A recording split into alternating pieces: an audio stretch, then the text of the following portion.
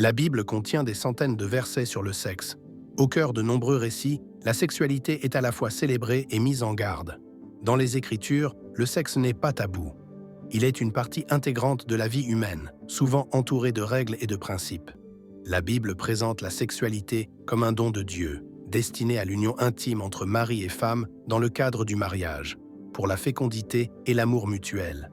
Elle met aussi en garde contre les usages dévoyés du sexe, adultère, fornication, prostitution, qui brisent la relation avec Dieu et avec autrui.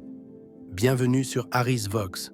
Dans cette vidéo, on explore le sexe sous deux angles, ce que dit la foi chrétienne et ce que pensent les courants non religieux. Abonnez-vous et restez jusqu'à la fin pour une vision complète et nuancée. Vision biblique de la sexualité.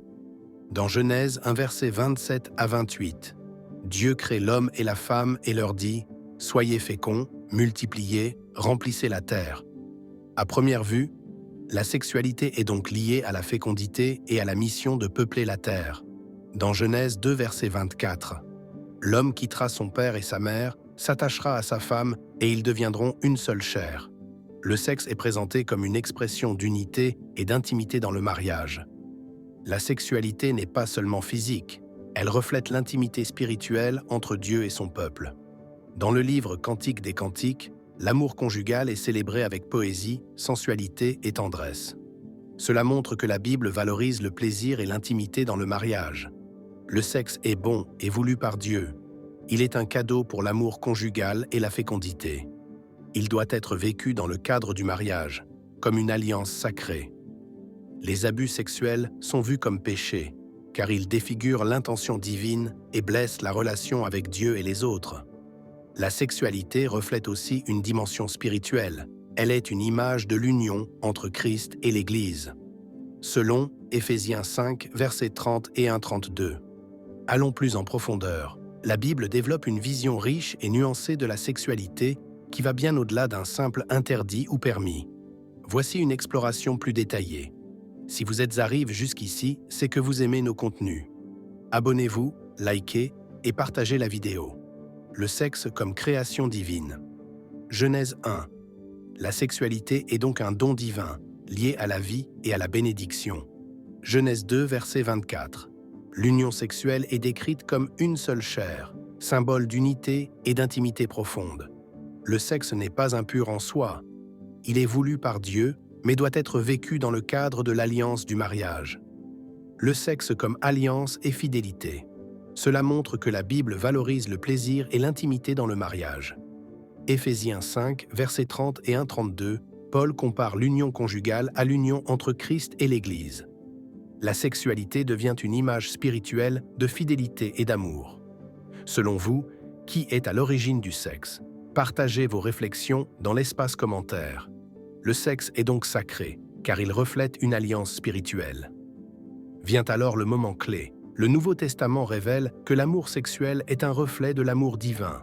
C'est une connexion sacrée, à vivre dans le respect mutuel. Les implications sont majeures. Lorsqu'on considère le sexe comme sacré, cela transforme notre approche des relations. En plus de cela, il existe des passages qui encouragent les couples à s'épanouir ensemble, soulignant l'importance de la communication et du plaisir partagé. Avec cette perspective enrichissante, les croyants sont appelés à construire des relations saines. En fin de compte, le message est clair. La sexualité, quand elle est vécue selon les principes de la Bible, devient un moyen d'expression profonde, spirituelle et relationnelle. Maintenant, pour les non-chrétiens, la vision du sexe n'est pas forcément encadrée par une référence biblique ou religieuse. Elle dépend beaucoup des cultures, des philosophies et des valeurs personnelles ou sociales. Voici quelques grandes perspectives. Biologiquement, le sexe est vu comme une fonction naturelle liée à la reproduction et à la survie de l'espèce, mais aussi comme une source de plaisir et de bien-être, grâce aux hormones et aux réactions du corps. Psychologiquement, le sexe peut être une expression d'intimité, de désir, d'affection ou de passion. Il joue un rôle dans la construction de l'identité, de l'estime de soi et des relations humaines.